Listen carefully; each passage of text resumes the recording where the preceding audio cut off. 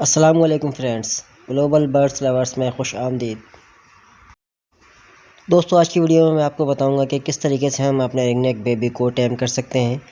दोस्तों, सबसे पहले मैं आपको एक चीज़ ये बताता हूं कि तमाम बर्ड्स वाइल्ड ही होते हैं जब तक हम उनको टैम नहीं करते। टैम करने के लिए हमें चाहिए कि हम उनको बहुत ज़्यादा टाइम दें, उनके साथ जो है मेहनत करें, तब जाके बर्ड टैम होता है। आप लोग देख सकते हैं कि मेरे हाथ में एक रिंगनेक बेबी है। दोस्तों, इस रिंगनेक बेबी की एज तकरीबन 2 महीने है। तो ये बेहतरीन एज होती है किसी भी बर्ड को टैम करने के लिए। तो हम इस पर अभी से अगर मेहनत स्टार्ट करते हैं तो आगे चल के ये बहुत ही अच्छा टैम हो पाएगा इंशाल्लाह। ये दोस्तों, मैं आपको बिल्कुल स्टार्ट से ही बता रहा हूँ कि किस तरीके से हमने इस पर मेहनत करनी है। ये देखिए, अभी मेरे फिंगर पे बैठा हुआ है, लेकिन अभी एकदम से ये भाग जाएगा। ये देख सकते हैं आप लोग, मैं आपको दिखाता हूँ, क्योंकि अभी हमने इसकी ट्रेनिंग करनी है। ये देखिए, ये बिल्कुल अभी जो है ईजी फील नहीं कर रहा है। ये देखिए, ये भाग गया है ये। तो इस तरह से बर्ड हमारे साथ स्टार्टिंग में करेगा तो हमें बिल्कुल भी डिसहार्ट नहीं होना है। हमने अपनी मेहनत को जारी रखना है। अगर हमने मेहनत छोड़ दी तो समझ लीजिए कि हम बर्ड को फिर टेम नहीं कर पाएंगे। दोस्तों, सबसे पहले स्टेज में हमें चाहिए कि हम अपने बर्ड के फीदर को ट्रिम कर दें। और फीदर को ट्रिम हमने इस तरह से करना है कि बर्ड की खूबसूरती भी ख़राब ना हो, तो देखने में भी अच्छा लगे लुक वाइज। और दोस्तों, फीदर ट्रिम करने का सबसे बड़ा फ़ायदा ये होगा कि वो बार बार फ्लाई नहीं करेगा, आपके हाथ पे बैठा रहेगा। तो इस तरीके से उसको प्रैक्टिस हो जाएगी। तो जब भी आप उसको अपने फिंगर पे बिठाना चाहेंगे वो इजीली आपके फिंगर पे आ जाएगा। दोस्तों, मैं ऑलरेडी इस बर्ड के फीदर्स को जो है ट्रिम कर चुका हूँ। ये देख सकते हैं आप लोग, मैंने इस तरीके से फीदर को ट्रिम किया है कि ये देखने में भी बुरा महसूस नहीं हो रहा। और आप लोगों को लग रहा होगा कि इसके फीदर ट्रिम नहीं हुए हुए। मैं आपको अभी दिखाता हूँ कि किस तरह से मैंने इसके फीदर्स को ट्रिम किया है। आइए दोस्तों, मैं आपको दिखाता हूँ इसका विंग खोलने के बाद कि किस तरीके से मैंने इसके फीदर्स को ट्रिम किया है। आप लोग देख सकते हैं। ये देखिए दोस्तों, ये तरीक़ाकार है। इस तरह से आपके बर्ड की खूबसूरती ख़राब नहीं होती। अभी मैं आपको दूसरा इसका विंग दिखाता हूँ। ये देखिए, हमारा बर्ड अभी थोड़ा सा डिस्टर्ब हो रहा है। मैं लेकिन आपको दिखाने की भरपूर कोशिश करता हूँ कि इजीली मैं आपको दिखा सकूँ। ये देखिए दोस्तों, ये तरीक़ाकार है फीदर्स को ट्रिम करने का। ये देखिए, दोनों फीदर इसके ट्रिम हो चुके हैं।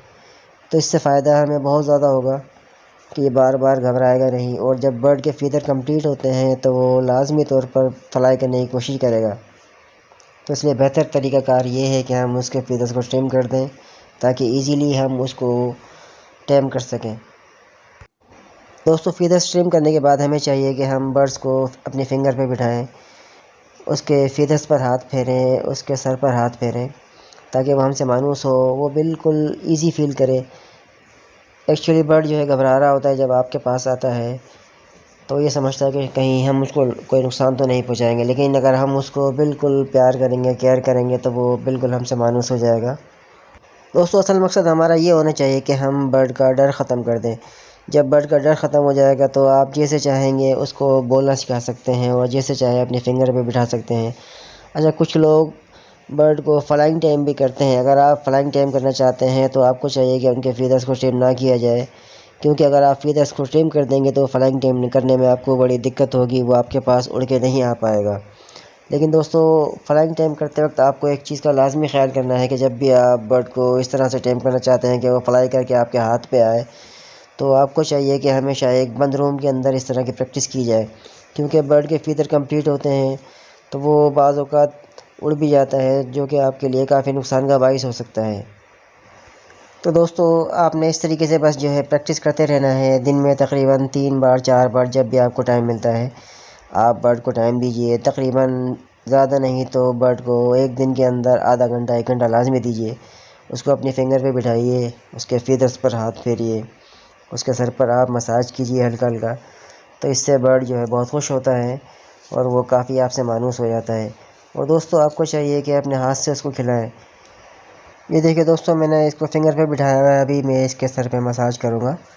तो इस सर पे मसाज करने से बर्ड काफ़ी जो है अच्छा रिलैक्स फील कर रहा होता है। ये देखिए दोस्तों, इस तरीके से आप लोगों ने करना है ताकि बर्ड बिल्कुल ईजी फील करे और उसके अंदर कोई हेजिटेशन ना हो। दोस्तों, एक चीज़ का आप लोगों ने और भी ख्याल करना है कि जिस बर्ड को आप टैम कर रहे हो तो कोशिश कीजिए कि ज़्यादा से ज़्यादा वो आपके हाथ में रहे या खुला रहे।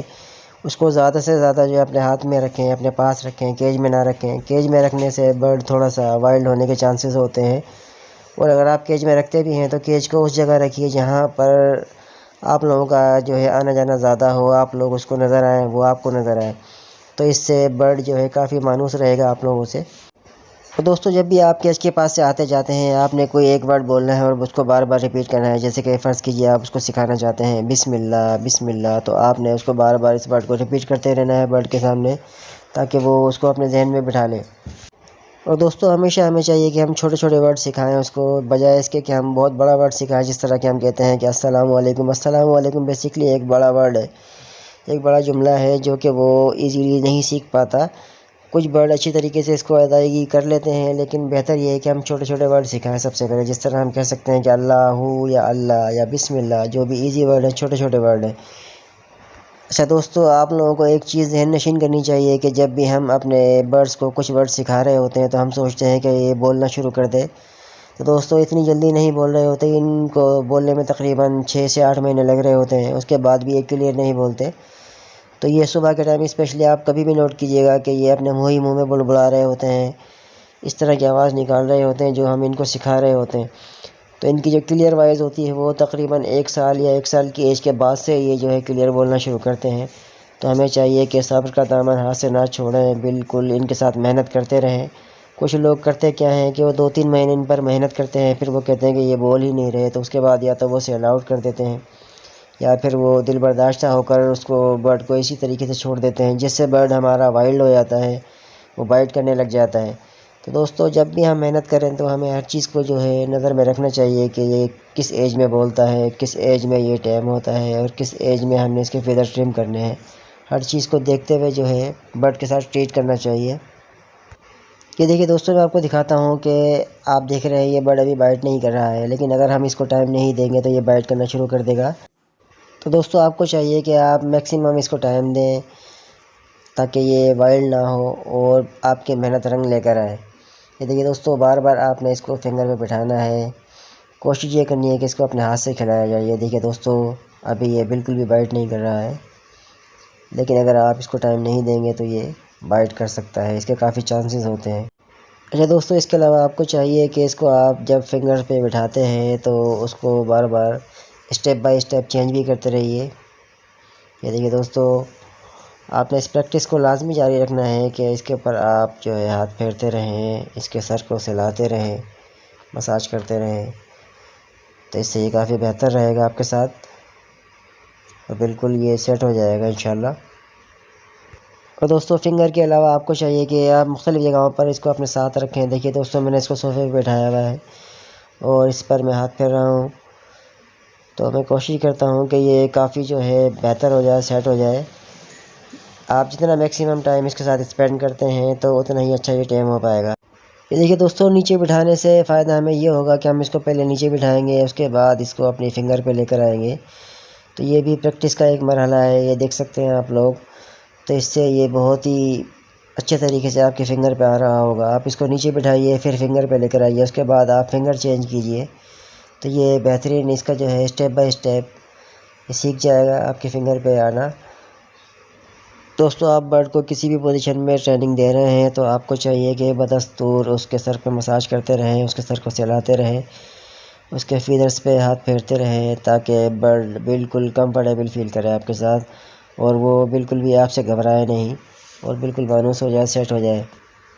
दोस्तों, आपने बर्ड को इस हद तक सेट करना है कि जब भी आप उसको अपनी फिंगर पे बिठाते हैं तो वो आपकी फिंगर से उड़कर इधर उधर फ्लाई करने की कोशिश ना करे और आपके फिंगर पे बैठा रहे। देखिए दोस्तों, मैं इसको हिला भी रहा हूँ लेकिन ये अभी बैठा हुआ है।